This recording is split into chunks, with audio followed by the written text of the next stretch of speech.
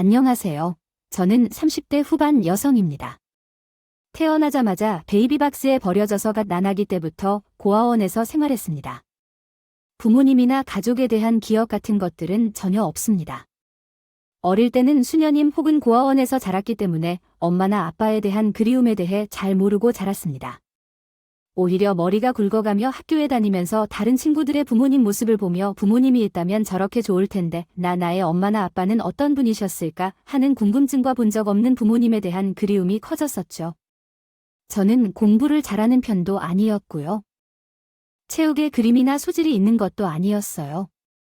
그래서 고아원 내에서도 별로 주목받지 못했어요. 여자아이니까 얼굴이 예쁘거나 그러면 입양이 빨리 됐을지도 몰라요. 하지만 그런 축에 속하지 못했죠. 피부는 까만색에 여드름에 찢어진 눈에 키도 작으면서 코는 들창코에 가까웠어요. 모자 쓰기 싫어하는데 바깥놀이는 좋아하는 양도 가득한 죽은 깨는 왜 그렇게 많은지요. 어릴 때의 사진을 보면 못난 얼굴을 하고도 표정이 밝게 웃는 내 모습이 지금 생각해도 참 신기하고 조문 기특합니다. 어른이 되어서 조금 객관적인 시선으로요. 봤을 때 웃을 건덕지가 별로 없는 어린이였거든요. 그런데 그렇게 깨발랄한 천진의 웃음을 짓고 있는 어린 구아가 지금은 30대 후반의 어른이 되었다니. 참, 세월이란 가끔은 야속한 게 아니라 대단하고 단단한 것이라는 생각이 들 때가 있어요. 내세울 것 하나 없는 못난이 고아 소녀였지만 그런 제게도 그래도 장점 하나가 있었으니 그건 목소리가 무척 좋다는 것이었습니다. 갓난아기 시절 울음소리마저도 독특했다고 원정 수녀님이 말씀하셨었죠.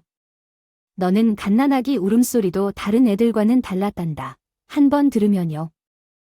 잊을 수 없는 독특한 음성이라고 할까요? 크면서도 그가 정말 목소리가 좋을까 궁금했었지만 당신이 아니면 안 될까요? 목소리는 타고난 것 같네요. 정말로요. 그래서 나는 수녀님을 남긴 채로 배우가 되어볼까요? 목소리가 좋으니까 연기도 잘할 수 있지 않을까요? 글쎄, 너의 목소리는 좋은데 얼굴이 너무 평범해서 배우는 어려울 것 같은데. 텔레비전이나 영화에 나오는 배우들이나 탤런트들은 하나같이 미남 미녀들이잖아. 그렇죠. 뭐라고? 얼굴에 영화배우가 지나가는 개가 웃겠다고? 점심에 먹은 비빔밥이 코로 넘어오려고 하니 말야. 너무 어이가 없고 웃겨서 말야. 야, 너 나를 무시하려 하지만 그러다 내가 진짜로 배우가 되면 뭐 어떻게 할 거야? 어떻게 하면 좋을까? 그럴 때는 내가 고아원 동기인데 뭐 나랑 같이 TV에 나와서 엄청 친했던 친구야? 그 사람이랑 자랑해야지. 메롱. 야, 배워야 한다고 하는 건데 놀리지 말고 놔둬. 혹시 아니겠어? 그 사람 얼굴이 검고 못생겨서 사람들이 한번 TV에 나오면 아주 놀라워해서 절대로 잊지 못할 거야. 그러면 다시 완전 유명해질 수도 있고. 그 시절에는 요즘처럼 연기력이 뛰어난 평범한 배우들이 많지 않았으니까 나도 배우로 성공할 수 있으리라고 내 장래 희망을 사람들은 죄를 다 무시하고 비웃었습니다. 그러하거나 말하거나 어린 시절에 저는 우기 하나에 대해 자신 있었어요. 후후하게 말했어. 작년에 커서 진짜 배우라 무슨 죄나 되겠는지, 그리고 유명해져서 내 앞에서 했던 것들에 대해 미안하다고 맹세했다. 그런 목표를 가지고 있었죠. 천주교 소속의 고아원이었기 때문에 매주 교리문답을 공부해야 했지만 그 시간에도 항상 소설과 시나리오 책을 읽으면서 혼자서 연기 연습을 했었답니다. 그대의 이름이 어째서 로미오인가요? 아버지의 이름을 부정하고 그대의 이름을 거부합니다. 그렇게 할 수 없다면? 애인이란 맹세를 하면서만 그럼 나도 더는 캐 편리하게 아니에요. 이름이 뭐 별일까요? 그대와 상관없는 그 이름 대신에 나를 다 가져가세요. 이 맥락은 머리카락 하나 마저 마른 꼬맹이의 입에서 모고 나를 다 가져라고요. 수녀님, 이건 야물기한 소설이 아니고 셰익스피어의 명작 로미오와 줄리엣입니다. 수녀님은 줄리엣의 명대사도 모르시나요? 로미오, 그대의 이름은 어째서 로미오인가요? 시끄러워. 이름이 어딘지 방문이인지 내가 되려 물어보고 싶은 심정이야. 쓸데없이 대꾸할 생각 말고 복도로 나가서 손을 두드리면 되지요. 오늘 박마리는 자유시간이 없었어요. 그 시간에 화장실 청소를 하거나 깨끗이 해놓았어요. 그러니까 일 노출들면 수업 시간이나 교리문답 시간에 혼자 책을 보며 연기 연습을 한다고 하더라고요. 하지만 딴짓을 해서 복도로 쫓겨나거나 벌을 받게 되는 것이 평소입니다. 그렇게 말썽꾸러기로 규정당한 적도 있지만 어쩔 수 없었어요. 소설이나 희극집을 보며 연기 연습하는 것이 너무 즐겁고 행복했거든요. 때로는 동화책이나 고전을 마음대로 각색해서 연기 연습을 하는 것도 제 습관 중 하나였어요. 한 번은 신데렐라를 가지고 내용을 바꿔서 대사 연습을 하고 있었어요. 신데렐라야, 남을 도와서 청소를 하라. 우리는 파티에 참석해야 해서 단장을 해야겠어. 하니까 드레스도 다 준비해놓고 그 항목들도 반짝반짝해 닦아놨어. 아이고 진짜 듣기만 해도 이해가 안 되네. 내 몸은 두 개의 세계랍니다. 청소년 시절엔 청소하고 옷 준비하고 둘 중 한 가지만 고르세요. 그리고 파티는 나도 갈 거예요. 어차피 드레스도 제가 만들었고 데려가지 않으면 드레스는 숨겨놨는데 어디에 있는지 말 안 해줄 거예요. 어때요? 한참 신데렐라의 다른 버전 연기에 빠져 있는데 누군가가 뒤에서 박수를 치며 짝짝짝 박수 소리가 들려와요. 저는 깜짝 놀라 연기 연습을 멈추고 뒤를 돌아봤어요. 처음 보는 회사의 잘생긴 20세 초반의 청년이 저를 보면서 웃고 있었어요. 누구신지 그렇게 배꼽이 빠지게 웃는 거예요. 오, 깡패 신데렐라 캐릭터가 진짜 신선한데 그렇게 새언니들에게 한 방씩 먹여주는 신데렐라. 맞아요. 그게 사람들이 원하는 신데렐라일지도 몰라요. 근데 꼬맹이야, 너는 동화책 내용을 바꿔서 뭘 그렇게 열심히 읽어? 동화책을 읽는 게 아니라 연습하는 거예요. 용기 있는 소리를 해봐. 오, 너 보니까 배우가 하고 싶은 모습이구나. 저는 그렇다고 대답하려다 입을 꾹 다물고 아무 말도 안 했어요. 왜냐하면 제 꿈이 배우가 되고 싶다고 언급했을 때 돌아오는 사람들의 반응이 어떤지 너무 잘 알고 있었기 때문입니다. 어차피 또 박장재수 터뜨리면서 얼굴에 무슨 배우냐, 꿈도 야무지다 놀릴 게 뻔했기 때문에요. 그런데 이 해산한 청년이 저를 물끄러미 바라보더니 갑자기 제 얼굴 가까이로 성큼성큼 다가오는 거예요. 저는 조금 겁이 나서 몇 걸음 뒤로 물러섰어요. 왜 그래요? 왜 사람 얼굴을 그렇게 가까이 바짝 들여다보고 그래요? 너는 꼬맹이야. 배우의 눈을 가졌구나. 깊고 반짝이며 감정에 따라 변하는 눈빛. 내 표정도 아까부터 찡그리고 웃고 울고 했는데 다 봤어. 표정도 참 다양해. 자연스럽게 각양각색으로 변할 줄 알아? 뭐라고요? 전 무슨 말씀하시는 건지 당최 잘 못 알아먹겠어요. 내가 하는 말 다 이해할 필요 없어. 그냥 너를 좋은 배우로 보고 싶었어. 목소리도 강한 개성이 있어? 지금 몇 살이야? 전 12살이고 초등학교 5학년이라고 했어요. 알고 보니 그 남자는 서울에 위치한 대학교에서 영어를 전공하는 대학생이었어요. 영화 동아리에서 방학을 맞아 봉사활동을 계획했는데 그 활동에 참여하면서 고아원을 방문했었죠. 고아원에 있는 제가 지내는 고아원을 방문한 것이었습니다. 원장 수녀님과 이야기를 나눴는데 봉사활동을 하는 대신 고아원의 배경에 단편영화 촬영을 할 수 있는 조건을 내건 모양이었습니다. 아저씨는 뭐 하는 사람이에요? 어쩌다가 그렇게 커다란 카메라를 들고 다니세요? 나 이제 겨우 22살이에요. 너와의 연령 차이가 거의 10살 밖에 안 되는데 아저씨 호칭은 좀 너무하지 않아요? 그냥 편하게 오빠라고 불러도 될 것 같아요. 큰 오빠 정도로 생각하면 돼요. 이렇게 말하고 싶었습니다. 뭐 그럼 오빠는 뭐 하는 사람이에요? 땡땡 대학 영업과 3학년 학생이지요. 장래 영화 감독이 꿈이에요. 제가 항상 촬영용으로 들고 다니는 세미 카메라인데요. 감독 오빠는 마치 저의 친오빠처럼 아주 살갑게 대하시면서 장난도 많이 쳐주시고 봉사활동 기간 내내 저와 아주 가깝게 지내셨어요. 무엇보다도 제 연기를 인정해 주시는 분이라고 해야 할까요?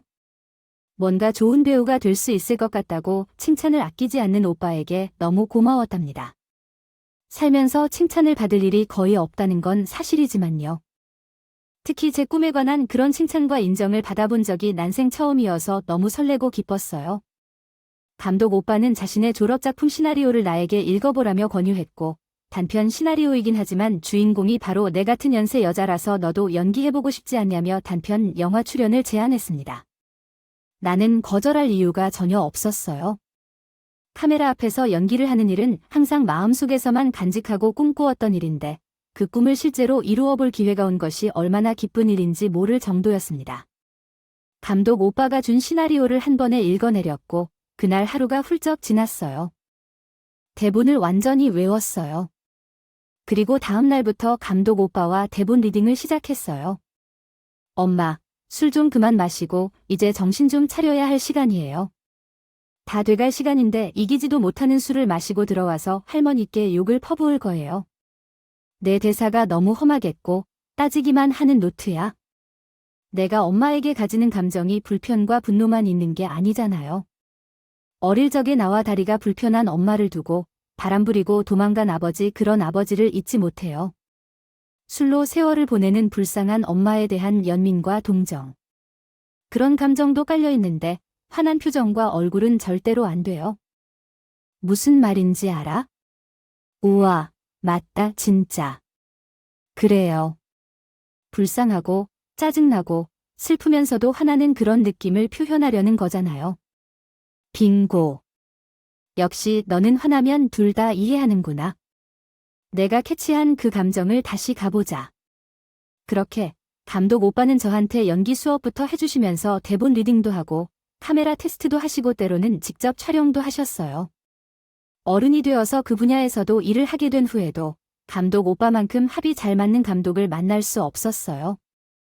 그때는 저는 너무 어렸기 때문에 오빠와 제가 합의가 잘 맞는다는 사실도 잘 몰랐었어요. 그냥 영화 감독을 하는 사람들은 이렇게 뭘 잘 알고 예민하고 센시티브한 사람들인 줄로만 알았거든요. 마리아 배우는 감정은 머리뿐만 아니라 몸도 유연하고 부드러워야 해. 거기 풀 위를 날아다니는 배추인 나비를 보여줄게요. 저 나부둥거리는 몸짓을 어떻게든 온몸으로 한번 따라해보세요. 몸으로도 해보고 이렇게 양손으로도 잡뿐이에요.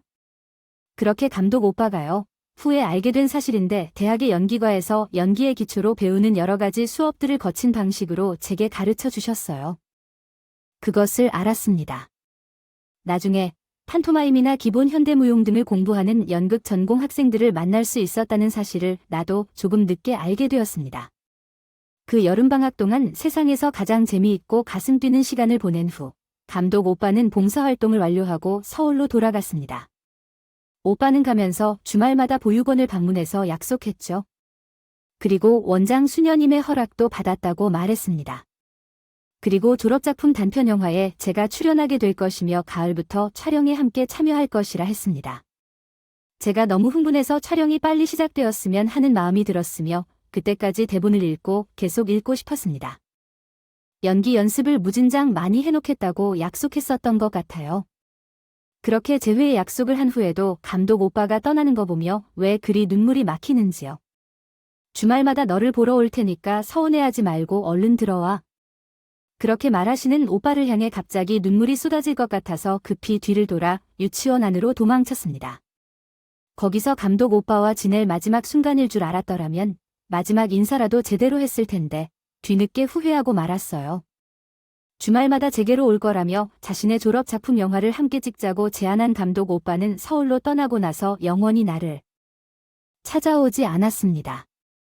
어린 마음에 의지할 가족이라곤 세상천지 한 명 없었던 책은 머리털 나고 처음으로 따뜻한 전과 순수하고 깊은 호의를 받았던 사람이라서 그렇게 연락이 끊겨버린 감독 오빠에게 많은 상처를 받았죠. 수녀님, 감독 오빠여 다니는 대학교가 땡땡대학이라고 했잖아요. 다음 주 목요일이 우리 학교의 개교기념일이라서 학교가 쉬는데 그날 서울에 감독 오빠가 다니는 학교에 한번 찾아가 보고 싶은데 될까요? 예 말이야. 내가 서운해할까봐 말 안 했는데 그 감독 오빠라는 사람은 대학교 휴학했다고 했어요. 주말마다 봉사활동을 오겠다고 그리고 후원 장담했는데 보육원 촬영을 고민하다가 허락을 받았어. 하지만 젊은 사람이 그렇게 신뢰를 받지 못해서 저번 주에 전화했을 때 미국으로 유학을 떠나게 됐다고 했어. 그래서 보육원에는 이제 아예 못 온다고 전해달라고 했어. 그리고 영화나 졸업 작품에 관한 얘기를 했었는데 그러더니 너무 순진한 녀석이라서 그 말을 철저히 믿었지. 너와 촬영에 관한 얘기도 함께 한 적이 없는데 앞으로는 보육원에 오지 않을 거라는 말만을 남기며 너는 잘 지내길 바란다고 말했어. 꼭 훌륭한 배우가 될 것이니까 결코 포기하지 말라는 말만 전해주고 싶었는데요. 제가 원장 수녀님께서 말씀하신 순간 가슴이 두근거려 정신을 차리지 못했습니다. 혹시 그렇게 약속을 어기고 신뢰를 저버리는 사람이 되고 싶지 않았죠. 마음이 상하면서 속상하기까지 했어요. 유학하러 갔어도 돌아와서 인사 한마디라도 드리고 갈 수 있을 텐데요. 여름방학 동안 많이 친해져서 저는 친오빠 이상으로 생각했지만 감독 오빠에게는 그냥 봉사활동을 하러 와서 만난 재밌는 여자의 정도로만 보였나 봅니다. 생각해보니 그 이상도 이하도 아닌 것 같네요. 마음이 많이 아팠어요. 이제 다시 오지 않을 사람이라는데 못 주겠어요. 많이 보고 싶었고 생각날 때가 한두 번이 아니었지만 독하게 마음먹고 감독 오빠를 마음속에서 지키려고 노력했습니다. 어린 마음에 참 오빠를 많이 좋아했던 것 같아요. 중학교와 고등학교 시절 사춘기를 겪으며 또래 친구들이 선생님도 좋아하고 학교 오빠는 남자애들을 좋아해서 설레야 할 때 저는 그냥 철지나 미소를 짓고 있을 뿐이었고 그런 친구들을 관망하는 좀 더 나이 든 여학생이 되었습니다. 아무리 멋있고 잘생긴 총각 선생님도 친구들이 모두 핫하게 눈길을 보내는 종교회장 오빠도 제 마음을 설레게 할 수 없었죠. 하지는 못했습니다. 제 마음속에서는 항상 지우려고 노력하지만 지워지지 않는 단 한 사람이 있었습니다. 감독 오빠의 존재 때문이죠. 20살이 되던 때 고아원에서 나와야 했고 서울로 상경에 혼자서 힘겹게 살아가면서 감독 오빠의 존재는 서서히 흩어졌습니다. 물론 가끔 대학 앞을 지나다가 오빠를 떠올리곤 했지만 보육원을 나오면서 받는 정착금은 매우 적었기 때문에 굶어 죽지 않기 위해서는 어쩔 수 없이 아무 일을 해야 했습니다. 그리고 그 과정에서 배우가 되고 싶다는 꿈을 이루기 위해 여기저기 기회를 열심히 찾아다녔어요. 연기를 배우고 싶어하는 친구들이 연기학원에 다니거나 3년이나 4년 동안 연기를 공부하는 대학에 다니면서 기본을 다지는 것과는 달리 저는 그런 길을 선택하지 못했죠. 그냥 유튜브에 올라오는 연기 수업 영상을 보면서 연기하는 것을 따라하고 좋아하는 배우의 목소리나 동작 방식을 분석하며 스스로 공부하는 것 외에는 따로 할 일이 없었습니다. 그런데 어느 날 저에게 딱 맞는 아르바이트 기회가 생겼어요.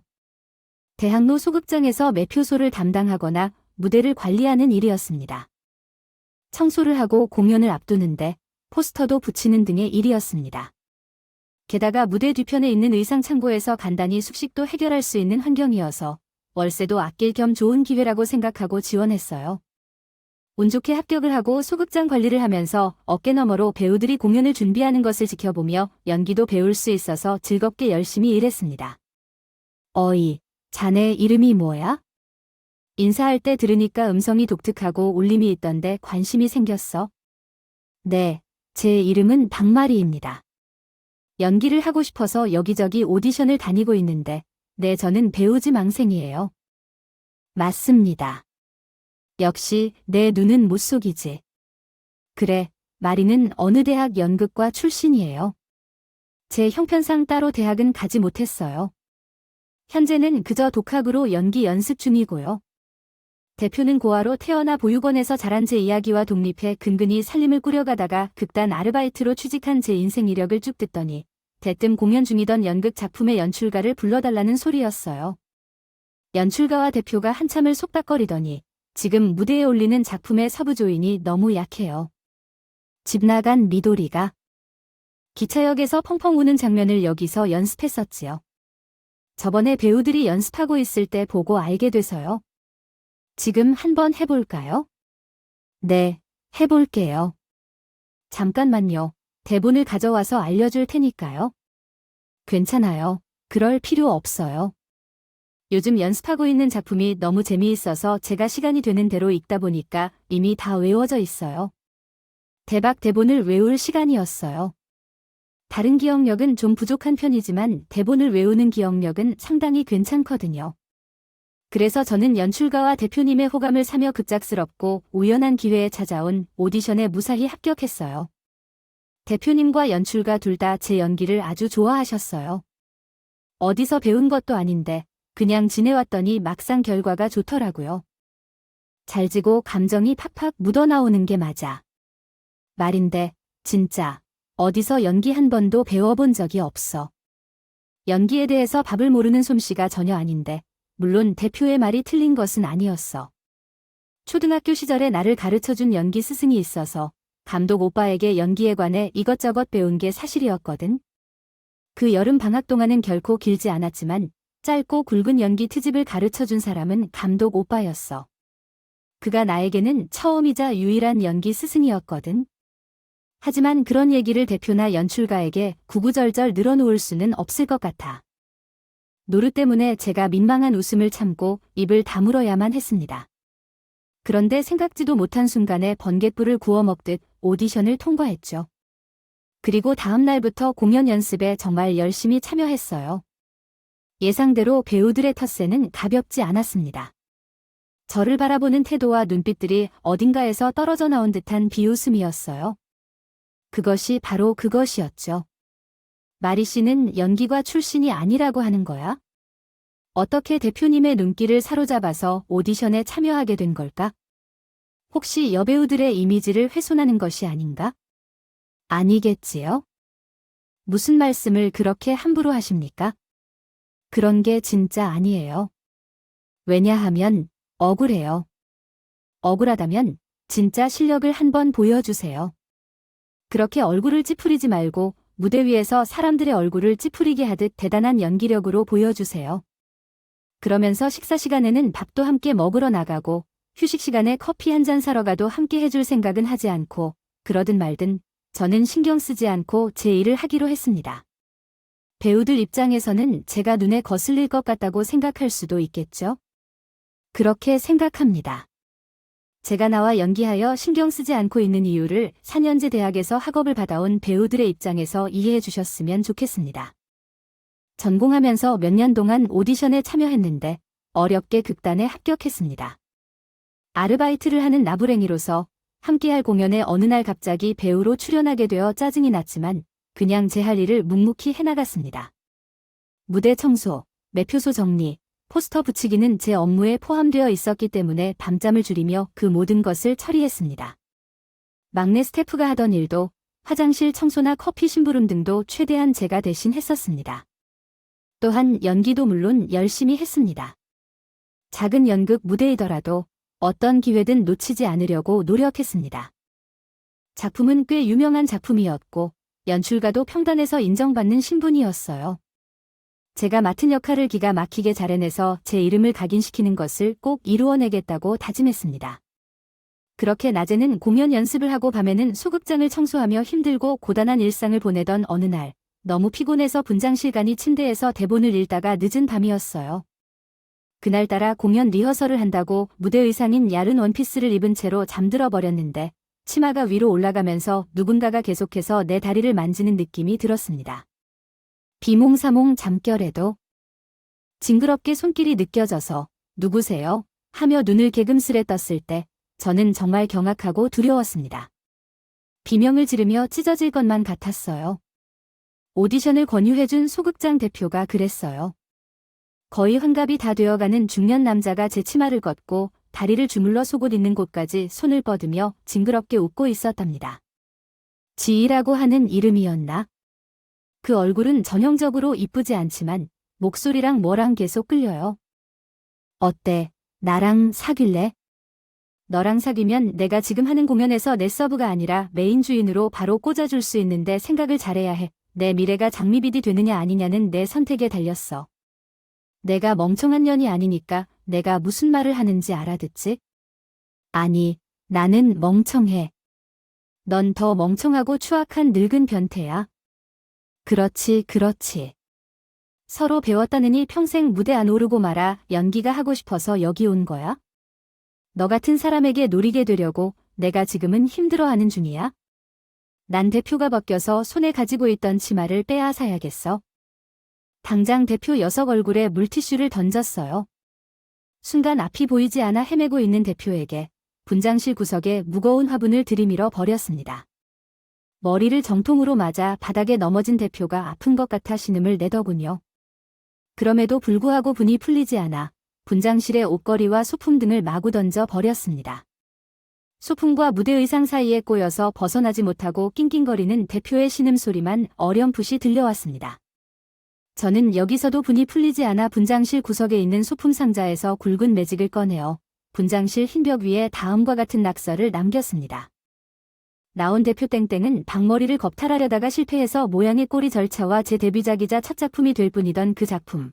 애증의 대본을 박박 소리나게 갈기갈기 찢어서는 대표가 깔려있는 소품 따위 위에 아무렇게나 뿌려버리고 소극장을 뛰쳐나왔습니다. 그렇게 저는 연극계와 일별하고 한동안 연기의 연자도 생각하지 않고 생업전선에서만 일했어요. 뭔가 너무나 절실하고 강렬하게 원했던 꿈이 좌절되자 그 꿈의 언저리도 쳐다보고 싶지 않은 기분. 여러분은 아실까요? 아마 누구나 그런 기억 하나쯤은 있을 겁니다. 청구하면 말이죠. 실패 없는 젊은 인생은 없기 때문입니다. 더욱 열망하고 간절히 바라할수록 피할 수 없이 한 발씩 뒤로 물러나는 사악한 꿈이 다가왔습니다. 나에게 배우는 것은 그런 시기였으니까요. 손에 쥐어 넣으려 애써도 빠져나가 버리는 물살 속에서 떠내려가는 모래알처럼 손에 잡히지 않는 그런 꿈을 계속했었어요. 예쁜 얼굴도 아니고 연기과에서 학위를 취득한 것도 아니고 빽 있는 것도 아닌데 가진 건 열정과 예전 감독 오빠가 인정해준 재능과 독특한 목소리였습니다. 언제부터인가 연기에 대한 갈증이 더해가면서도 이 길을 지속해야 하는지에 대한 심각한 회의가 들었습니다. 공무원 시험이라도 보고 안정된 직장을 찾을까 말까 고민이 들었습니다. 착한 남자를 만나 결혼해서 가정도 꾸리는 것이 평범하고 행복한 삶의 방식으로 여겨졌습니다. 그래서 그렇게 살아가려고 했어요. 어떻게든 돈을 벌어야 한다는 마음가짐으로 인력 소개소를 찾아갔습니다. 간단히 제 소개와 인사를 한 후 어떤 일이든 힘들어도 상관없으니 시급이 높은 일을 추천해달라고 부탁했습니다. 상황을 듣니 목소리가 매우 독특하고 특이하다는 생각이 들었어요. 예전에 성우나 아나운서로 활동한 적이 있어서 그런 것 같은데 그 스타일은 아나운서를 했던 것과는 조금 다른 것 같았고 한때 배우가 되고 싶어 연극 무대에서 활동했던 적이 있었어요. 하지만 현재는 그 분야를 포기한 상태입니다. 이제는 돈을 벌려고 합니다. 아, 어쩌다 보니 그럼 아가씨에게 딱 맞는 일자리가 하나 있어요. 그 일은 어렵지 않은데 목소리도 좋아야 하고 연기력도 어느 정도 있어야 합니다. 그러면 덜 남이 없이 잘 할 수 있는 일이에요. 아가씨가 딱이에요. 전 대체 무슨 일인지 궁금해서 인력소개소 남자가 저렇게 신나게 설득을 했죠. 설마 뭔가 이상한 쪽에 관련된 일은 아닌지 걱정이 돼서 물어봤는데 다행히 그런 일은 아니라고 했습니다. 사고로 다리와 얼굴을 크게 다쳐서 종일 집에만 있는 부자인데 옆에서 책을 읽어주는 간병인을 찾는다는 내용입니다. 그런데 의뢰인의 성격이 경쾌해서 책을 실감나게 아주 잘 읽을 수 있는 사람을 구한다더라고요. 책을 읽는 것에 대해 회화했고 마음에 들지 않으면 고용하지 않을 거라 했잖아요. 참으로 이상한 사람들이 다 있다고 생각했죠. 전 즉시 일을 시작할 수 있는지 묻는 남자의 질문에 그렇다고 대답했고 남자가 알려준 주소로 갔어요. 도착해서 보니 전생 처음 와본 것 같은 서울 최고 부자 동네인 청담동이었어요. 그 중에서도 높은 건물의 맨 꼭대기의 펜트하우스에서 고용인이 사는 곳이었어요.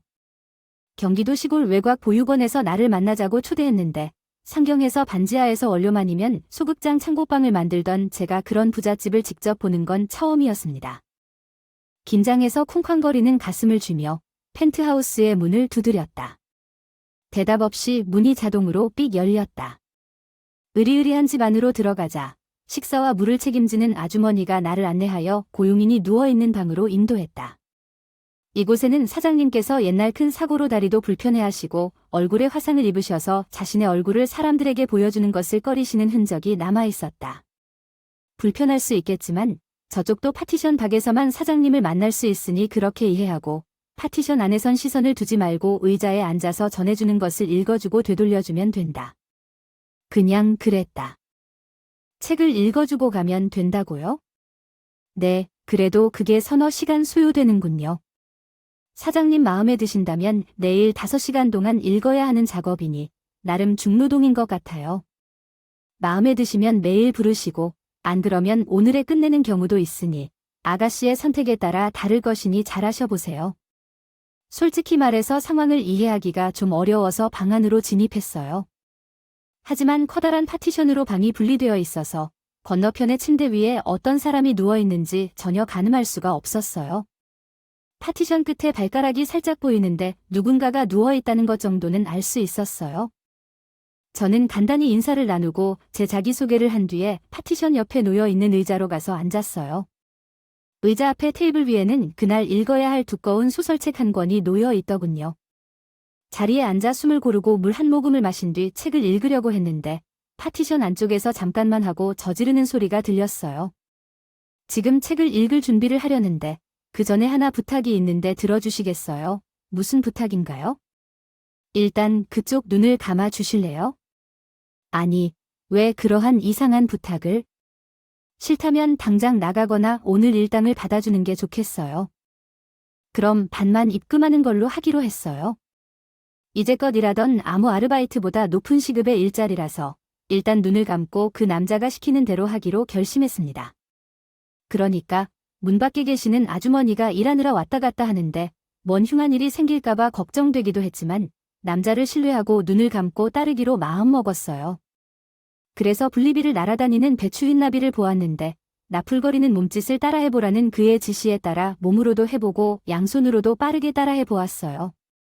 그러나 쉬지 않고 눈을 감고 이상한 자세를 요구하는 남자에게 끌려가듯 저는 남자가 시키는 대로 달려가고 있었습니다. 요구에 응해 그 순간부터 제 인생의 대박이 시작되었습니다. 저는 순간 귀를 의심했어요. 남자의 음성이 어디선가 많이 들었던 익숙한 음성이었는데 그가 뱉는 말을 듣자 15년 전의 기억이 전광석화처럼 떠올랐으며 찌르르 감전된 듯한 전율이 일었습니다. 감정을 배우려면 머리뿐 아니라 몸도 유연하고 부드러워야 해요. 그 말은 왜 안 하나요, 감독님? 저는 감았던 눈을 떴고 파티션 안쪽을 뚫어져라 쳐다봤습니다. 순간 파티션이 쿵 소리를 내며 바닥으로 내리쳐지는 소리가 들렸습니다. 파티션이 걷어지자 침대 위에 반쯤 걸터 앉아있는 사람의 정체가 드러났다. 얼굴반 이상이 화상 상처로 덮여 있었지만 그는 그 옛날 회사에서 웃음소리가 너무나 싱그럽게 들렸던 그 감독 오빠였다. 어린 시절 방머리 같았을 적에 꼬마가 완전히 아가씨로 자라났구나. 그런데 너 얼굴이 왜 이렇게 상한 거니? 내 목소리는 예전과 같은데 왜 얼굴은? 그동안의 간절한 마음이 한꺼번에 폭발하며 감독 오빠 앞에서 몽둥이와 펑펑 울며 말을 멈췄다. 그 끝에 나이가 들어서 고아원을 나와야 했어요 라고 하며 끝맺음을 했다. 없었던 이야기. 연기 분야로 대학에 진학하지는 못했지만 여기저기 오디션을 꾸준히 다니던 이야기. 우여곡절 끝에 대학로 소극장에서 아르바이트로 일하게 된 이야기. 그리고 그곳에서 겪은 험하고 끔찍한 경험을 포함한 내 모든 이야기를 듣고 계셨던 감독 오빠는 그 변태 소극장 대표의 사연을 듣고 광분해 그런 놈을 그냥 둬서는 안 된다. 꼭 벌을 받게 만들어 주어야 한다며 말씀하셨다. 그러나 왜 그때 그렇게 갑자기 연락을 끊으셨는지 이해할 수 없어서 저에게 망설임을 참고 질문을 쏟아내며 물어보았습니다. 오빠는 한참 망설이더니 그간의 사정을 제게 이야기해 주더군요. 감독 오빠가요? 사실 여름방학이 끝나고 서울로 돌아간 뒤 바로 그 주의 첫 주말에 보육원에 내려왔어요. 제가 보고 싶고 빨리 영화도 촬영하고 싶어서 일정을 앞당겨 보육원으로 너무 빨리 오고 있었는데 고속도로에서 큰 사고를 당했어요. 오빠는 집이 부자라서 그때도 자신이 모는 승용차가 있었지만 사고가 나면서 차가 폭발해버린 후 그래서 화염 속에서 오빠는 화상을 크게 입고 무릎 아래를 크게 다쳤다고 해요. 그 결과 목발 없이 걸어다니기 어렵게 된 장애인이 되어 버렸대요. 화상을 너무 심하게 입어서 3년 이상의 재활 치료를 받았다고 하더군요. 그때는 철이 없어서 그렇게 망가져버린 몸으로 앞에 나설 자신이 전혀 없었습니다. 화상을 입은 얼굴과 못쓰게 된 양다리로 너뿐만 아니라 세상과 어떤 사람도 보고 싶지 않아서 두문불출하고 10년 동안 집에만 갇혀 살았습니다. 저는 오빠의 얘기를 듣고 어떤 원망이나 화풀이도 할 수 없었습니다. 힘든 순간을 보낼 때 가끔 감정 오빠가 생각나곤 했죠. 아, 그 사람은 좋은 부모 밑에서 부잣집에서 살았으니 나와 같은 건 있겠다 싶었고 혼자 참 행복할 것이라고 생각했던 적도 있었는데요. 그런 저에게 원망을 하는 나 자신을 생각하니 한없이 미안하고 부끄러워졌습니다. 저에게 성폭행을 시도한 감독 오빠를 찾아가 혼주를 내릴 대상 소극장 대표를 소환했습니다. 고발당하고 싶지 않다면 정중히 사과하라고 부탁하고 화려한 변호인단을 대동하여 대표를 협박했더니 그 소극장 대표가 직접 찾아와서 저의 무릎을 꿇고 용서를 구했습니다. 그로부터 만행을 저질러 상처를 준 점에 대해 미안하다고 했고 소극장을 문 닫고 대표직에서 사임하지 않으면 즉시 고발할 것을 압박당하여 그 소극장 대표는 이후엔 연극을 하지 않겠다 하더군요. 제 행동에 대한 소문이 퍼지자 저 외에도 다른 신인 여배우에게 몹쓸 짓을 한다는 소문이 드텨져서요. 고발당한 바닥으로 최근에 교도소에 수감된 사실을 들었습니다. 감독 오빠는 10년 이상 동안 가정을 부탁하며 치과 의사로 일해왔는데 마침내 자신의 본래 꿈이었던 영화 감독이 되지는 못했지만 대신 시나리오 작가로 활동해왔습니다. 필명으로 출시된 작품만 봤을 때 내 작품들이 많이 나왔어요. 그중 한 편은 상업적으로도 꽤 성공을 거두어 오빠는 영화계에서 손꼽히는 시나리오 작가가 되어 있었어요. 가정 내에 많은 돈을 가지고 있었기 때문에 영화 투자업에도 참여하고 있었던 것 같았습니다.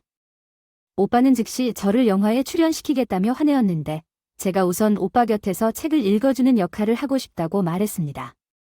그렇게 오빠 곁에서 예전부터 보육원에서 연기 수업을 했던 것처럼 한 작품 한 작품 읽어주는 일이 너무 행복하고 좋았거든요. 그렇게 오빠를 간병하면서 읽은 책들이 수십 권에 이르렀을 때 오빠와 저는 그동안의 작업을 녹음하여 오디오북으로 출간했습니다. 기대하지 않았는데 오디오북에 대한 반응이 너무 좋았고 이 일을 계기로 전문성을 키워 활약하게 되었어요.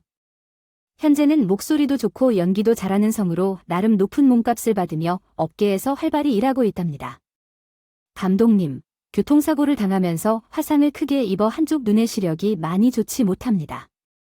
다른 한쪽 눈의 시력도 그렇게 좋은 편은 아니어서 오랫동안 무언가를 읽는 일이 어렵습니다. 힘들어합니다. 그래서 처음에는 영어 작업을 하는 자신을 권유해도 한동안은 제가 곁에서 책만 읽은 것이 이유였습니다.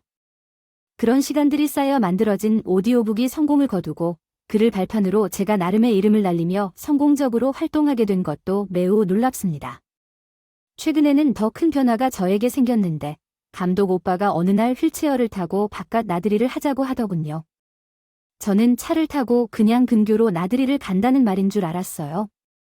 가는 동안 조금 피곤해서 눈을 감고 좀 졸았는데 도착해보니 제가 어린 시절을 보낸 보육원 앞이었습니다. 그 옛날 함께 보냈던 여름방학에 자주 둘이서 쏟아내던 근처 숲길에 차를 세우자 그때 청혼을 받았어요. 부족하고 몸도 많이 불편하지만 아내로서 함께할 수 있겠냐고 물었죠. 저는 기꺼이 오빠의 청혼에 응했습니다. 이제는 감독 오빠를 다시는 오빠라고 부르지 않는답니다. 다음 달에는 오빠가 아닌 남편과의 사이에서 첫 아이가 태어납니다. 아이의 성별도 이제는 아는데 아들이라고 하네요. 오빠를 닮은 회사하고 웃음에 착하고 건강한 아이가 태어나길 바라요. 출산 후에는 즉시 직장 복귀 일정도 정해져 있어요. 남편이 시나리오를 쓰고 많은 투자를 했습니다. 작품이다. 큰 역할은 아니지만 나름 비중 있는 조연 역할이에요. 그 역할은 김밥집에서 일하는 여성으로 김밥을 맛있게 너무 빠른 속도로 만들어 금손으로 불리우는 사람이에요. 김밥을 말아본 적이 거의 없어서 요즘에는 손목이 빨개 터져도 매일 김밥을 사 먹으면서 연습하는 중이에요. 출산을 한 뒤 몸조리가 끝나면 촬영에 참여해야 하는데 능숙하게 김밥을 많이 말아야 하므로 이제부터 열심히 연습해야겠죠. 하루 종일 김밥 연습만 하다 보니 점심이 다 되면 제가 몰래 김밥을 만들어 50줄 이상 되는 날들이 자주 있어요. 그래서 어느 날부터 인근의 보육원에 가까운 곳에서 근처에 무료로 김밥을 나눠줘서 인간들이 내가 만든 김밥을 선호하기도 하게 되었어요. 파는 김밥과는 다르게 집에서 직접 만든 김밥은 맛이 다르다고 했어요. 저도 보육원에서 자라고 혼자 오랫동안 살면서 집밥 맛을 잘 모르고 지내왔는데 제가 음식을 좀 해보니 집밥의 맛의 위력이 무엇인지 깨달았어요. 연습 삼아 만든 김밥이지만 이걸로 저처럼 엄마의 손맛을 모르고 자라는 아이들에게 무료로 봉사할 수 있어서 너무 행복하고 보람 있는 요즘입니다. 무사히 건강하게 순조롭게 이어가고 빨리 즐겁게 영화도 촬영하고 돌아와서 남편을 위해 열심히 책도 읽어주어야겠죠. 요즘처럼 제가 하고 싶은 일을 하면서 남편과 아이인 가족이 되어 울타리도 생기고 남편이라는 사람은 저희 재능을 인정해주고 내가 이루고 싶은 일을 적극적으로 지원해주는 애초가라면 나는 생각해도 참으로 복이 많은 사람인 것 같습니다. 얼굴도 못생기고 가진 것은 목소리만 조금 특별할 뿐이에요. 부모도 없고 천의 고아였던 나가 이렇게 청담동 펜트하우스에 사면서 그토록 원하던 배우의 꿈을 이루면서 살게 될 줄 누가 알았을까요? 한때 상경에서 반지의 원룸을 왔다 갔다 하며 번번이 오디션에서 낙방하고 소극장 아르바이트를 하며 험한 일을 겪고 꿈이 완전히 좌절당했을 때 잠깐이긴 하지만 정말 안 좋은 생각을 한 적도 몇 번 있었습니다. 뭔가를 원할수록 꿈은 멀어져 가고 내 곁에는 나를 걱정해주는 가족조차 있지 않았어요. 사랑하는 사람이 없고 그냥 살아가는 것을 포기해버릴까 나쁜 생각도 했는데 그러지 않고 버티는 것이 참 잘한 일이었다는 생각이 듭니다. 그래도 죽지 않고 버텨온 결과 뭔가를 해보자는 용기를 내고 시작한 후에는 그래요. 살아가고자 하는 의지를 놓지 않았더니 이렇게 웃으며 행복한 날도 찾아온다는 생각이 듭니다.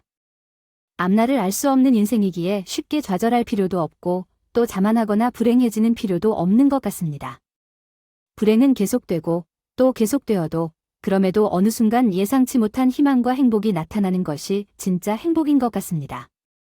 남편을 위해 책을 읽어준다든가 최선을 다해 가족과 함께 살아가는 것이 희망찬 삶의 일부인 것 같습니다. 부르는 소리가 들려요. 요즘은 책을 읽을 때 갑자기 잔소리가 심해진 남편입니다. 거기서는 감정을 좀 더 살려야겠죠. 그 부분에서는 너무 웃음소리로 말하면 안 돼요. 좀 절제해서 읽어야죠. 짜증이 날 때도 있지만 그럴 때마다 생각해요. 내가 과거에 그 수많은 순간을 얼마나 그 사람을 그리워하고 보고 싶어 했는지. 그때 상처받고 힘들었던 감정들을 생각해요. 살면서 다시는 볼 수 없을 사람이라 생각하니까 계속 희미해져가는 얼굴을 허공 속에 되새기며 보곤 했는데 지금은 버젓이 살아서 내 곁에 숨쉬고 있으니 얼마나 다행인지 행운인지 생각합니다. 그렇게 생각하면 짜증이 났었던 감정들이 눈과 같이 녹아 사라져 버립니다. 아마도 감독 오빠가 제 첫사랑이자 마지막 사랑이 될 것 같은 예감이 듭니다. 여러분도 첫사랑이자 마지막 사랑을 현재 함께하고 계신가요? 부디 여러분도 그 행복한 순간 속에 머물기를 기대하며 긴 이야기를 마치겠습니다. 감사합니다.